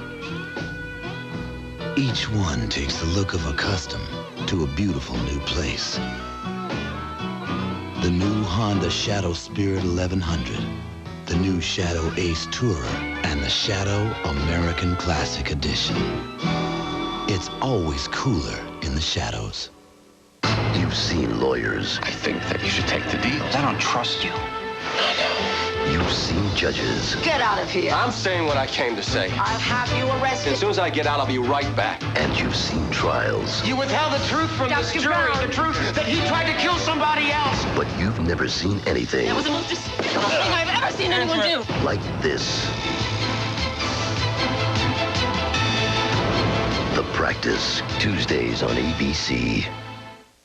Welcome back to Daytona, the 125 main event. We have a new leader. Tim Ferry has just passed David Pingree, number 57. Ferry in first place. Boy, would this be a great victory for Ferry, who's had a tough time this year. I think he's done this right. He's patient. He knew what was happening behind him, and you can see that Dowd is coming. He knew the time was now to get into the lead and put Pingree between those guys. Hopefully that'll take Dowd a little longer to get up to him. By a tough time, I mean a tough time getting on the top spot of the podium, because he started the Supercross season now with 2 second places. Both these riders, Dowd and Ferry, are at the point whenever they need to, like we can see right here what happened with the pass, they're both at the time of the season when they need to make a break from one another. Ferry was smart to make the pass here because you're going to see Dowd come in the picture right after he pushes Pingree out. If he didn't pass him there, Dowd would have caught him even more. That was in slow motion, and I don't know how the heck Ferry made that inside berm because he charged into that corner so hard, it stuck. Okay, Ferry, our first place leader now with Pingree in second place, and John Dowd is on the move. But Tim Ferry, who is the points leader here in the 125 East in the 3rd round, stands a good chance of increasing his lead should he hold on. You see Ferry right there. There's a deep main line. A good line only lasts for about 4 laps. Ferry's already starting to work his way to the inside of that and use the grass. Here's the battle for second place. John Dowd, number 14, Team Yamaha, knocking on the door. Pro Circuits, Dave Pingree, but Pingree now puts the throttle down. I think Dowd's going to be the strongest guy out there on the track here in these last 5 laps, but he can't let Ferry get away from him. No matter how strong you are, if a guy gets a break and sees his pit board going down to 5 laps, 4 laps, 3 laps, he's going to get that extra boost of adrenaline to get away from you. Pingree 3 seconds in back of Tim Ferry, the leader, and John Dowd has come off the back bumper now of Pingree as they get into that tight crevasse like U-turn. It's hard to say. Pingree's riding a great race. Hard to say if Ferry took his time, was patient to get around him, or if it just took him that long to find a way. But Dowd's going to find out here pretty soon how tough it is to get around Pingree. If it takes him a long time, that's really good news for Ferry. Yes, it is. Pingree from Great Falls, Montana. A 9th in the first round at Indy, a 16th as he went down on lap 10 in the Georgia Dome in Atlanta. Ferry working his way through that tough whoop section. Look at the pounding these guys are taking. Every lap, most tracks, these guys have a nice rhythm through there, but because of the sand and because of the way it tears up from lap to lap, these guys are getting really inconsistent through there. That's As we see this his mistake. Wonderful battle right here. John Dowd cuts to the inside of Pingree. John Dowd picking up an extra point there or two there. Riding right through that deep berm with all those holes in it. Just taking the roughest line. He doesn't care where he goes. He's got the strength to do it. Brian Berry, big sigh of relief right there. See how deep those lines are getting. That big hole right there is getting deeper and deeper every lap. I like that line there that Dowd has. He maintains his momentum around that corner instead of trying to square it. Makes up a lot of time each lap. He just carved about a second out of Ferry's lead. Look how close he is now. One other Western rider, Jeff Willow, moving into the top 5. You know, it's definitely a thinking man's track. You asked about the difference between 125 and 250. I've never seen 125s dig holes in a track like that. I can't imagine what it's going to be like at the end of the 250 race. But from just the first lap till now, you can see the difference in this track, and I think that's going to pay off. That's going to play into John Dowd's favor, certainly. Okay, now the leader, Ferry, with Dowd right behind him, is approaching some lappers. As we take a look at the Honda stopwatch, they breeze by Bogart, so there's no problem there. Pingree in third. Here in that mogul section, Dowd not following, trying to take different lines. You can see him working inside, outside, partially to dodge that roost. Oh, John Dowd showing a wheel to Ferry. Ferry glances back to see who it is. You always want to work your way inside, outside, and keep that guy in front of you guessing. As soon as he starts worrying about where you are, if you're taking the inside or the outside, you start trying to think about what he's doing and cover those lines, and you're riding defensive, and that'll play into the favor of the guy behind. Dowd having a hard time getting out of the rut, coming out of the whoop section, and Ferry has a little bit of breathing room. Well, mistake there. Ferry didn't get over that double jump. Dowd got over it. You can tell Ferry's definitely picked up the pace under the pressure here, but I don't know. Dowd's got about 3 more laps to do something. I have a feeling he's going to do it on this lap. It's tough to change your pace. Oh, look at that. John Dowd makes a great move. That's where Dowd's been maintaining that momentum. Went right around the outside of him. We'll see if Ferry can... Oh, Ferry's already looking over his shoulder like, who's next? That's not a good sign. Not a good sign at all. John Dowd, what a great move by Dowd. He won the first race of the year for the 125 Eastern Division with a win at Indianapolis. Took a 4th in Atlanta, but a remarkable recovery from a 13th start, and Dowd goes off the track. Well, he was careful not to gain any time by doing that, but you can see he had to regain his composure out there on the pit lane where it was smooth. Missed a few of those jumps before he got back on. I know he's careful, but I have a feeling we're going to hear about that one later on in the pits. Yes. The lap time, 1:41. A 20-lap main, or 15-lap main, rather, for the 125s. With that lap time, is going to take a long time to get this over with. John Dowd once again harassing Tim Ferry. I wonder how much confidence Ferry has in holding him off and where John Dowd might be able to make his move. I hope he holds him off till they get back to that other section we made that pass, because that's one of the best passes I've seen all year. Big momentum going wide, trying to get swing off the bank and into the whoop section. John Dowd so strong, taking on bar-to-bar Tim Ferry. John Dowd, another pass. Can he hold on to the lead and not go off the track this time with time running out for Tim Ferry? Well, they're both still getting over the triples, over the doubles right there. Ferry's trying to stay close, but it looks to me like he's done all he can do, and Dowd, it's just his day. Sometimes you get a guy catching you like that, he passes you, and you get a second opportunity, and he passes you again, and that just ruins all your confidence. And it may be that right now Ferry's just going to have to play it smart and settle for second and hope Dowd makes another mistake. And this game is so much based on confidence, not just physical ability. Yeah, you know, last weekend in Gainesville, John Dowd was riding the 250s, and he was the best guy on the track when he came to passing, and that was by he was forced to do it. He had terrible starts, never gave up. We saw that here today. So far, if he can just point toward the checkered flag and keep going, he's going to get himself a good win here. Top 5 remaining the same as we take a look at the leader, John Dowd. What a fine race this has been after that first turn melee. Dowd looked so aggressive in practice. He went out and just attacked the racetrack right off the bat. And although Carmichael's been on a hot streak and he was looking good, won that heat race by so far, I still was feeling like this was a racetrack for Dowd. He does so well in the sand. He does so good on rough racetracks. This is a longer race. That's his strength, and it's really starting to show now. Tim Ferry in second place, number 22, as Carmichael has moved up to 6th and could make the top 5 before this race is over. A white flag is in the hand of the official at the finish line jump as we see Ferry laboring through those whoops. Here's John Dowd taking the turn. Well, we're seeing what happens to a rookie who's getting those great results right off the bat. He was just going for a little bit too much on the start. It'd been a lot easier. He knows right now, it's probably already gone through his head that if he would have just backed off a little sooner, got through that first corner, he had a great shot to win this thing, but he's 17. He'll learn. Lots of racing in front of number 70 as we take a look at a guy who really got started late in his career racing and went right almost to the 250s. Had very little experience in the 125s. Yamaha had the open spot for the 125s and moved him in there, and it took him a while to adjust to it.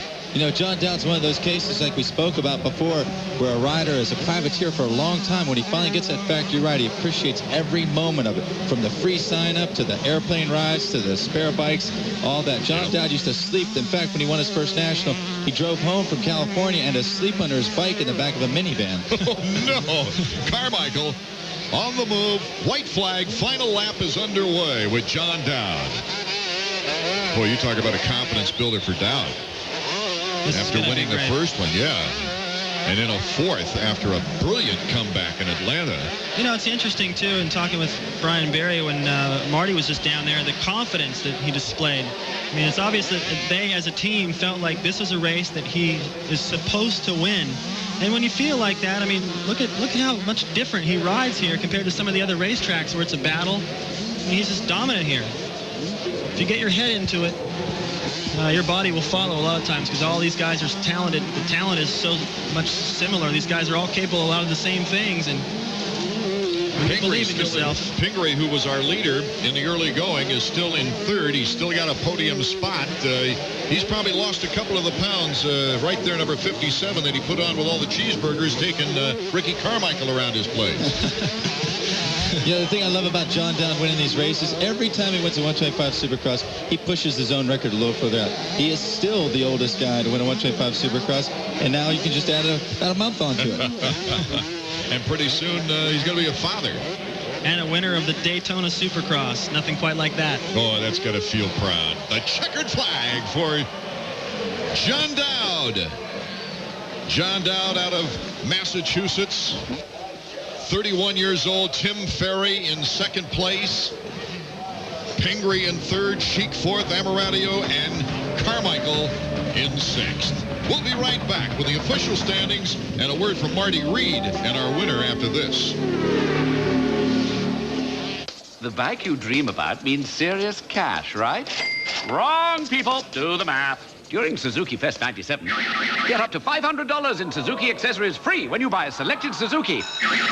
Like the muscle-bound Intruder 1400. You'll also get free accessories with the Intruder 800 and the Savage 650. And choose from finance options like 0 down and 9.9% APR on selected models. But hurry, Suzuki Fest won't last. So you and Suzuki means, well, you do the math.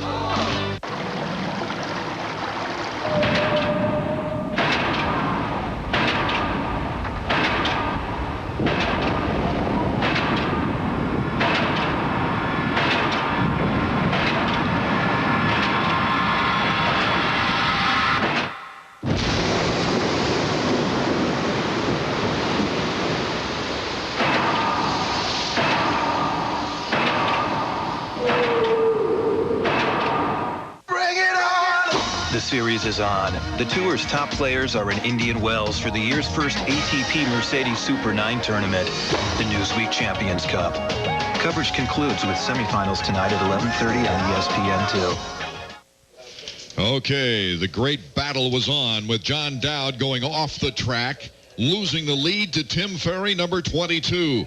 But Dowdy came right back, gentlemen. That was amazing how much resolve he showed. He messed up in that section twice, still came back, and look at it, he just muscles his way through the whoop section, back into the lead, and then pulled away.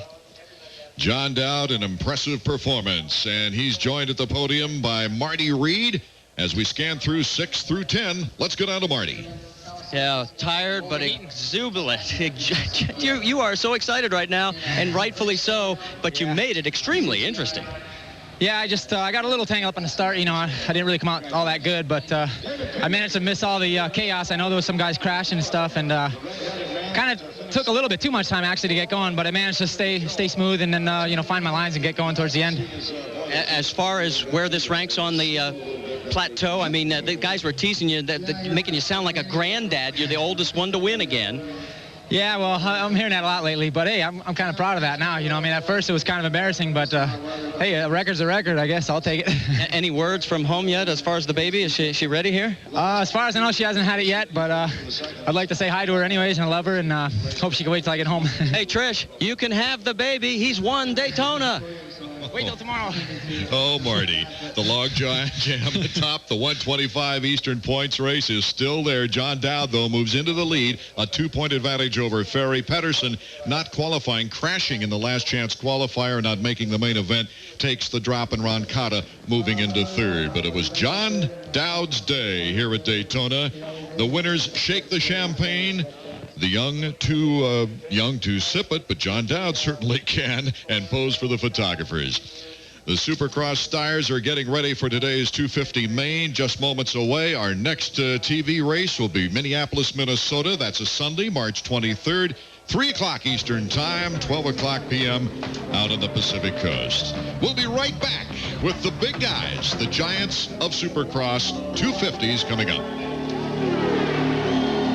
Last year at this time, David Bailey and Davey Coombs, Jeremy McGrath was looking for his very first Daytona Supercross victory. That accomplished, he went on to win more in a row than any other rider has ever won, 13 in a row. This year, there's a similar goal of importance, guys, but it's to win your very first one as we look at all the winners on the right side who have won before. Well, you can see McGrath in 96, what a difference this year. And each race that goes by that he doesn't win, the rest of the riders have a little bit less respect. They don't, they're not quite as intimidated by him if they're behind him. They just move right by him. Where last year they thought, well, if I'm behind him, that's pretty good. I'll just follow him to the front. And everybody wants to win Daytona, Davey. Oh, certainly. And this would be a great breakthrough race for Jeremy because it means so much to the manufacturers, the teams, the riders, even the fans. Everyone places extra emphasis on this race. Jeremy could use a big win here. And he looked so good in that second moto at Gainesville, especially coming at record-breaking speeds, it looked like, until he went down. Yeah, all day long at Gainesville, he had the same speed as Jeff Emig, but the problem is Jeff Emig had the lead at the end. Marty Reed, as we look at the starting grid, the Suzuki starting grid, any comments from the trackside? Well, I checked in with Jeremy Albrecht, Jeff Emig's mechanic. They made no changes. They were very happy with the bike. And Wyatt Seals, the head man for Jeremy McGrath, he said we changed a little bit in the suspension. Didn't say what he'd do. What do you think he would do in a situation like that, David? It's hard to say. Jeremy changes a lot of things, a lot of times between the heat and the main, and no one ever really knows what that is. Maybe we could get that from Skip. Track gets so much rougher here. A lot of guys tend to go with a little bit more compression so they don't go through the stroke so much in some of these deeper holes. There's also a lot of sharp holes out there. There were only 3 sweeps in the history of Daytona by one brand.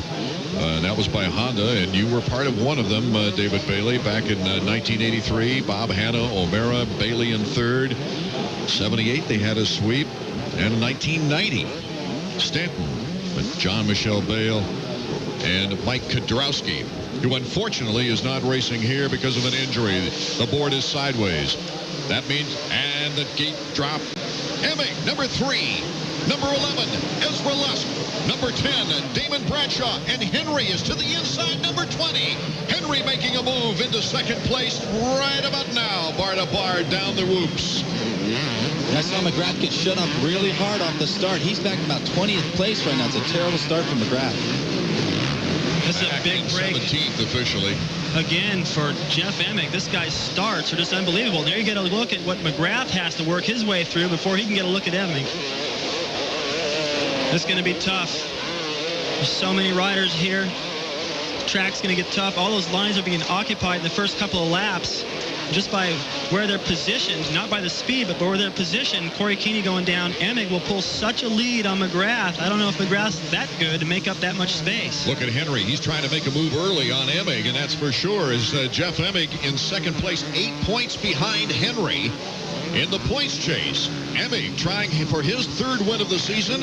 Henry likewise has 2 wins prior.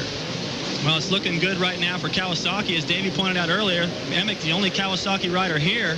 And for Yamaha as well. They got both their team riders right up front. And after Dow just won the 125, things are looking up for them.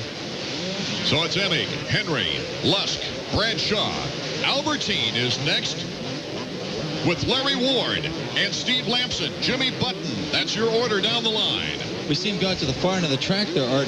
We saw when they were coming through the whole section there where they, like David said, his father pulled the banners in just a little bit, makes some more passing lanes on the inside. That's going to work good for passing early in the race, but you have to know it's there. First lap completed. Jeff Emig in a very strong position. Can Henry make a challenge early? We'll be back with more main event from 250 action from Daytona in a moment.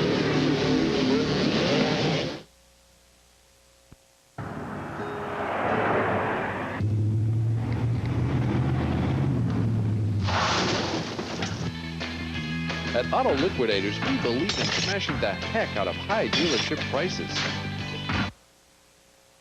Hi, I'm Scott from Auto Liquidators. You'll never get the donut-eating, high-pressure salesman here. We have the friendliest staff to serve you. We sell all makes and models, even if you're a first-time buyer or have had past credit problems. Remember, we are the place the big dealers don't want you to know about. We'll see you here. In the sanctuary of Notre Dame lives a man with the face of a monster and the heart of a hero, the Hunchback. Richard Harris, Mandy Patinkin, Salma Hayek, the story that will live forever. From TNT, the best movie studio on television, The Hunchback. See the world premiere Sunday, March 16th on TNT.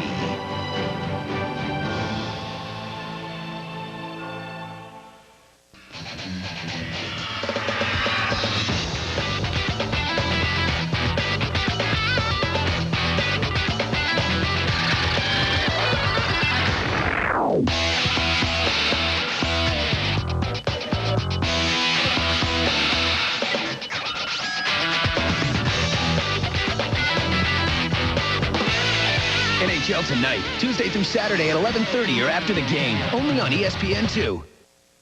AMA Supercross on ESPN2 is being brought to you by Kawasaki Motorcycles. Call 1-800-661-RIDE for the dealer nearest you. Welcome back to Daytona. We've got a bar-to-bar battle. They touch. Literally bar-to-bar. As they landed off that triple, they touched. Emig in first place. That's one way to knock on the door for the lead. Henry came out of that corner after the whoop section, got right up alongside. He actually squared, went over the top of the berm, had better momentum over that triple, kept it a little lower. Here comes Emig. Oh, Emig is doing a fantastic job playing with Henry here. Emig using the edge of the course most of the way. He's got some real creative lines out there, Art, but the thing is, Doug Henry's going to pick up on him the longer he stays behind him and use those to his advantage. But late in the race, missing all those bumps in the early part, you save a lot of energy. It's going to come in handy. Henry might be given too much too early. Henry in terrific shape right now as he pursues Jeff Emig. Remember how strong Lusk was in the heat race. Passed his teammate Henry and pulled away. And he's sitting right there with a great opportunity. And also Bradshaw, who gave McGrath fits in that first heat. LaRocco in 10th, McGrath in 11th. There's Bradshaw and Albertyn, the top Team Suzuki rider in our list right now.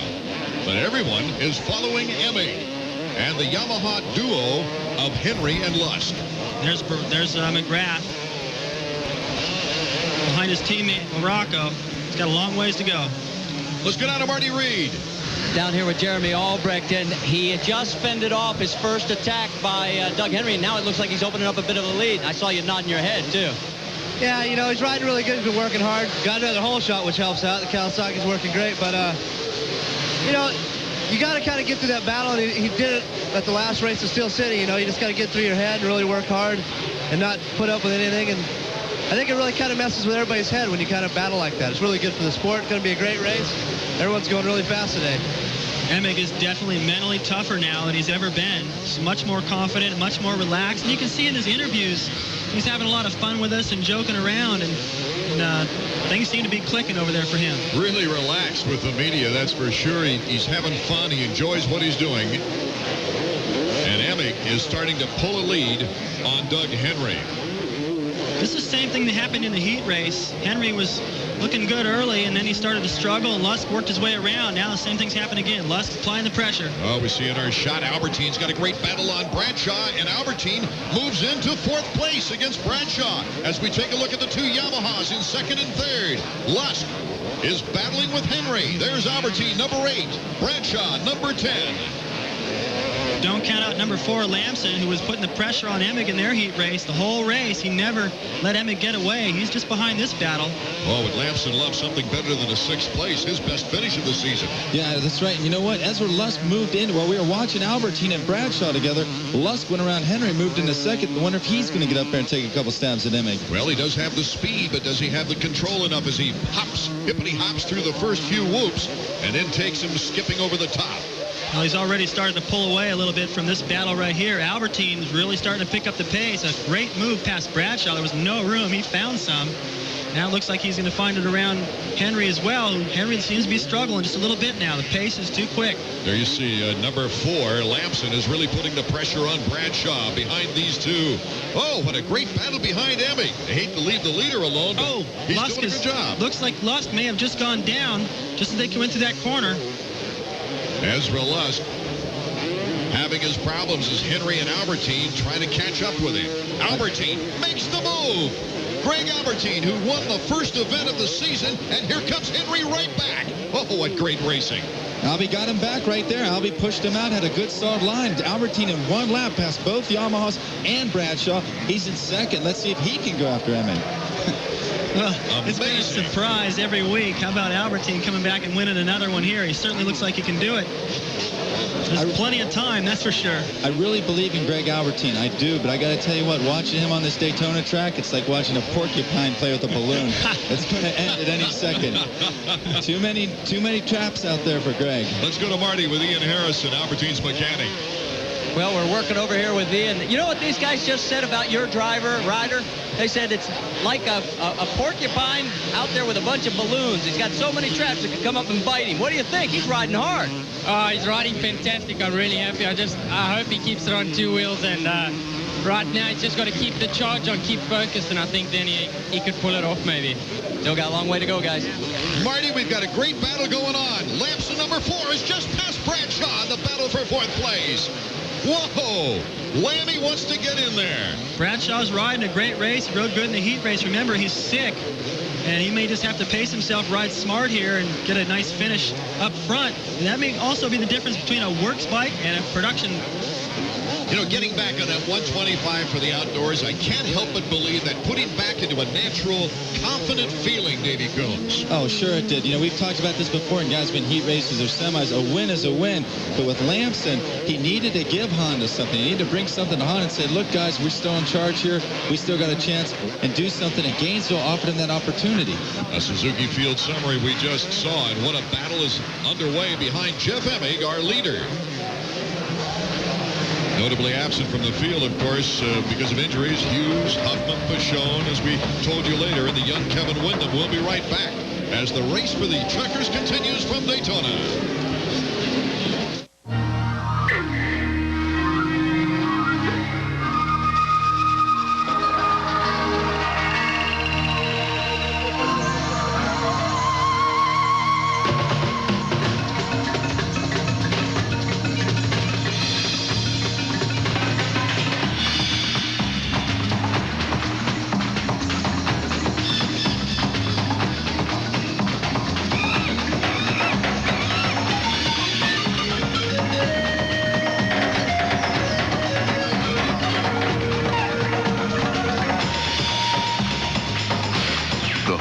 Trax 300 4x4, the Foreman 400, and the Honda Recon, a 250 that's all new from the ground, mud, and slime up.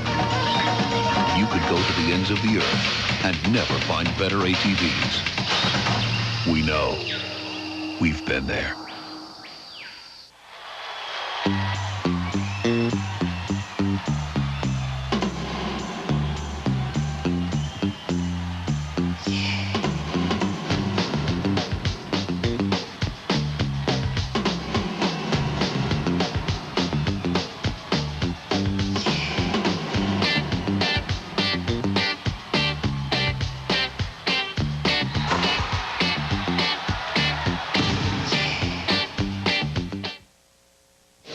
Welcome back to the 250 main event from Daytona International Speedway. Art Ekman, David Bailey, Davey Coombs, and look at number 1, Jeremy McGrath, trying to put it on his former teammate, Doug Henry, number 20. McGrath has made an unbelievable charge. In fact, you talk about riding on the edge. Number 1 has done it here, Davey Coombs. Yeah, that's right. We watched that whole lap. We watched Jeremy McGrath, and he's going really hard. He's charging. He's moving up on Henry. He's 7th place right now. Plenty of time left to get a podium spot.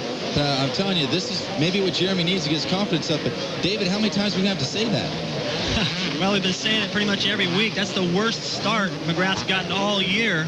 Sometimes that's what it takes to really get you fired up. He's riding so aggressive. Looks like he's riding angry, taking chances. And there's time enough for him to catch Emig, and don't count out the fact that when Emig gets into lap riders, he's going to get held up quite a bit. That's going to be the advantage of all the guys behind. Our leader is Emig, Albertyn, and then Lamson, Bradshaw, Lusk, and Henry. And Jeremy McGrath trying to make his way up through the lappers now. He's taking his teammate LaRocco with him. I don't know if you've noticed, but he's gotten up there too.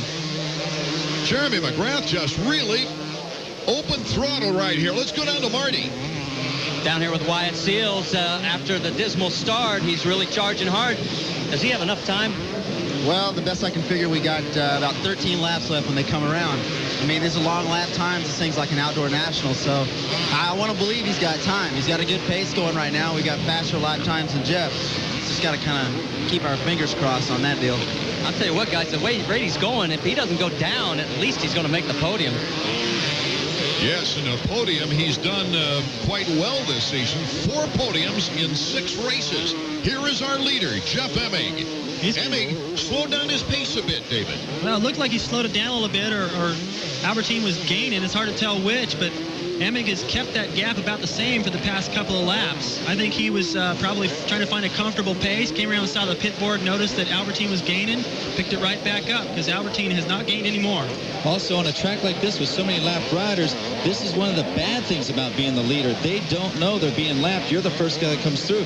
After that, they kind of have an idea when second place comes through that, hey, I got to get out of the way. But Emig being the first guy through, he's got to carve a path through all that lap traffic.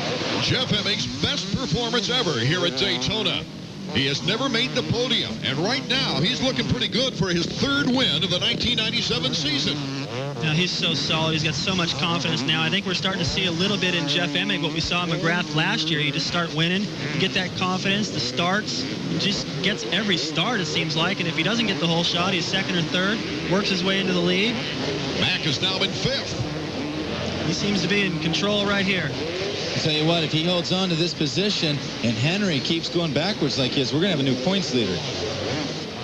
Larry Ward now putting the heat on Henry as we take a look at Jeff Emig, and let's see what the board says if we can. Keep charging, it says. Well, that's a good idea. Keep him focused. Keep him charging. He's capable of going fast. He knows he's in shape. Like I said earlier, he went home between Gainesville last week and this race to stay with his program, continue his training. 4 seconds is all Jeff Emig has on Albertyn. You can see right there what Davey just said. A lap rider didn't realize he was coming, and that let Albertyn chop about 3 seconds out of his lead. What an unbelievable upset that would be if Albertyn came up like this. I didn't mean to jinx him earlier with the comment about the porcupine, but I'm telling you, he is making some good laps. Our Honda stopwatch is underway, and there you see about 4 seconds, 3.5 to 4 seconds between 1st and 2nd. We'll check out the lap times now as we see Lamson, who has fallen back a bit. Here's Lusk, number 11, and there is Jeremy McGrath. Mike LaRocco going right with him, like you said, David. He is, and McGrath is picking up positions, but that 15-second interval between himself and Emig has stayed the same for the last few laps now. So, although there is a lot of time left, anything can happen. Jeremy isn't gaining that much time on the leaders, if any at all. 10 more laps to go as we take a look at the Honda stopwatch and find out what our lap time is for Jeff Emig on this long, difficult, ruddy, sandy track. Emig hasn't made one mistake, Art, that I can see.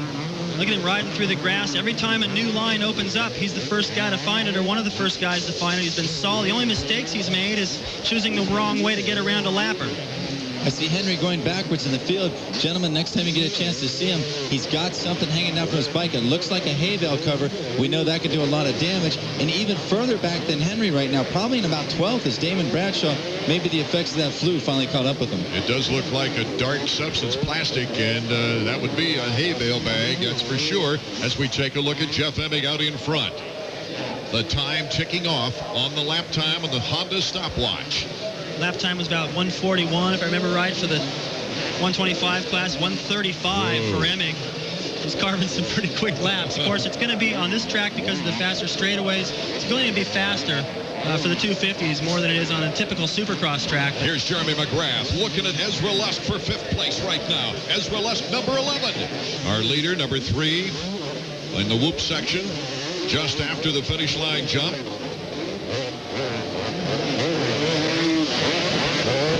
Emig still picture perfect.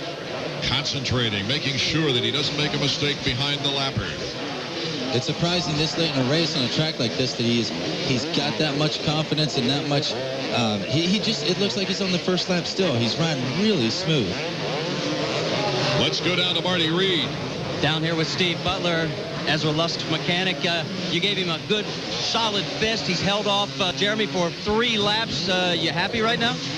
Yeah, well, I'm hopefully that he doesn't see that it's Jeremy and just sees Lammy ahead of him, because at this stage, it's whoever can stay the most aggressive with the least amount of mistakes, and hopefully he can do that. You think he's fit and strong enough to go the distance here and hold on? He is. I guess, 20 laps here is definitely a lot more than anywhere else, but if he can stay loose like this, that's very important. He can last. Yeah, he wants to make the podium. Here comes number 11, coming in on Steve Lamson, number 4. Lamson in 3rd place, Lusk in 4th, McGrath in 5th, LaRocco in 6th. They're all moving up with that tremendous speed battle. Yeah, you know what? When we were listening to Steve Butler talk to Marty, we saw Jeremy McGrath in the picture go off the side of the track, miss a couple jumps. You're allowed to do that in supercross racing as long as you re-enter the track at the first possible moment available to you. You cannot make time. You cannot make positions. You saw Jeremy do a smart thing. He could have just gunned it, raced right across the grass, but instead, you have to hold back. 6 laps remaining. Jeremy McGrath, do they have enough time to catch? I don't know. Something drastic would have to happen to Emig to pick up enough time, really. But this battle for 3rd is very interesting as we take a look at the Suzuki field summary. Jeff Emig, Albertyn, a wonderful performance by Albertyn. Lamson, Lusk, and McGrath are top 5. Lusk, and trying to fight off Jeremy just a lap ago, moved up right to the rear fender of Lamson. Now they're starting to close in again. Jeremy really keeping the pressure on. Different lines everywhere. I mentioned earlier that maybe it was a little bit one line in some of the heat races before this track got worked in, but that one line gets rough. Now you can see there's 3 or 4 lines everywhere. Going through what looks like shell rock, actually. It's almost feels like compressed sand. There's a lot of different surfaces, and your tires work good here, and then they don't work good there, and you have to be able to react to that, be very versatile, and the toughest guys seem to come out on top here. Bob Hanna's one here. He's tough. Kudrowski, of course, is tough, and also Stanton won here 4 times. There goes Lusk. Moving into 3rd place, looks over at Lamson to see if he might have enough room to get into that first rut. McGrath now will be pounding on Lamson to move up another notch. Ezra Lusk. Boy, it's good to see him stay upright and be so competitive. Not letting Jeremy McGrath bother him. Here comes McGrath giving the challenge to Lamson. He can't quite make it by. Yeah, that's the thing about Lusk, though. Remember, Art, he didn't stay up. He went down once already in this race. So he's making a really nice comeback. And there goes Jeremy right there. Something seems to be wrong with Lamson's game plan here. Maybe he's getting tired, too. The effects of the cold, again. I hate to use that so many times, but a lot of guys down there are sick. Plus, last week riding the 125, took a lot out of him. He said after the first moto he was dead, had no energy for the second moto, and now he's on a 250. It takes a lot more energy to ride that, especially on this rough racetrack. Mike Gosselaar putting out the sign and really trying to give his rider some encouragement to take his mind off his flu and the cold ills that he has. Here's our leader, Jeff Emig. Emig just looking flawless. Look at him tuck it right around that tire. He doesn't want to take a chance and get into that rut, starting to get deeper and deeper. Looks like the lead fluctuates here and there, and it perhaps just depends on guys making mistakes. Next door, Daytona International Airport. They got a free seat up there. Be the only free seat, Daytona. Now I was just saying, look at Albertyn trying for a smooth line. He's like moving that thing out of the way. Get out of here. I need to get over there in the grass and miss these holes. Looks like he's starting to get a little bit tired. Emig is so strong. Albertyn, that great opening season win, and then dropped to 8th, the 10th, and 8th, the 5th, and then 15th with a big crash at Atlanta. This is going to be a moral victory for Albertyn should he stay on the podium. Jeff Emig just looking strong, great conditioning, confident. He looks like a champion. You know, this race for third still isn't over, and it'd be great to see Jeremy have come from so far back to get that position. You see, he charges into those whoops better than anyone. And the thing is, a lot of times you either get him, you get fast through the whoops at the beginning or the end, but Jeremy's tying in both things. He's going through those whoops faster than anybody. 3 laps to go. If Jeremy McGrath wants to make a move on Ezra Lusk to get on the possible podium there in third, he better do it soon. Whether Lusk holds Jeremy off or not, this is still an outstanding ride for him. Remember, he went down. Anytime you go down in a race that's already longer than any other race on the season in terms of a supercross and try to regain yourself and have the energy to fight off the former champion, that's outstanding. Look at this battle with Jeremy McGrath and Ezra Lusk at tremendous speed right through that area. He's going to go the long shot with the lapper in front, picking up valuable time on Ezra Lusk, but can he get around that lapper? 371 is Thomas. Yeah, I'm sorry. And also, you saw one of the guys in the lap was Damon Bradshaw. Looks like he's going to call an afternoon early. Bradshaw in 13th, Henry in 10th. Here's the battle low, 1 versus 11. Jeremy McGrath looks to the side as he makes the pass, and the fans are cheering loudly for him. Great ride for Jeremy as well. Emig searching for a smooth line. Almost went out there and collected those banners again. Remember what happened? This was Indianapolis, where he had banners in his wheel the entire race. He's getting ready now for the white flag. It is waving as Jeff Emig comes across the finish line jump. Well, that is a great feeling, especially when you turn around and look and see that you got a pretty big gap, which is now starting to shrink. Look at Greg Albertyn. He has really picked it up this last lap, last-ditch effort. This would be the 5th win here at Daytona for Kawasaki, and that doesn't include any of Jeff Ward. Ward never won here. Probably the greatest the greatest rider never to win at Daytona. Jean-Michel Bale never won. Damon Bradshaw never won. Michael Rocco never won. But Jeff Ward stands out, especially with those 4 second-place finishes. Maybe he's the Dale Earnhardt of Supercross. Well, this is the important fact right now for Jeff Emig. This would be his first Daytona victory. For Emig, it could be his 5th career Supercross victory, his 3rd of the season. Jeremy McGrath in 3rd place. What a courageous ride to the podium. McGrath still going all out. His way. Huh? Yeah, wide open, and probably getting into 4th gear right there. It's one of the fastest sections they're going to encounter anywhere on a Supercross track. Certainly the fastest section here at Daytona. Emig not far to go now. Still, it's not over. If he was to make any mistake and drop it, Albertyn's close enough to make that pass. Well, I'm so impressed with Greg Albertyn, and again, didn't mean to jinx when I said that, but maybe I should say that every time, because it seems like when I say he's going to win, he goes down. Yeah. Jeff Emig, of course, trying to keep a string of sorts alive. He won at Phoenix, was 4th, and then won again, and then came to 2nd place, and now every other race, Jeff Emig, the checkered flag. Jeff Emig did not like his qualifying heat race. He said, hey, I had great times, but I didn't feel good out there. It'll be interesting when we come back to hear from Marty Reed as he talks with Jeff Emig to see how he felt during this one, winning the Daytona International Speedway Supercross.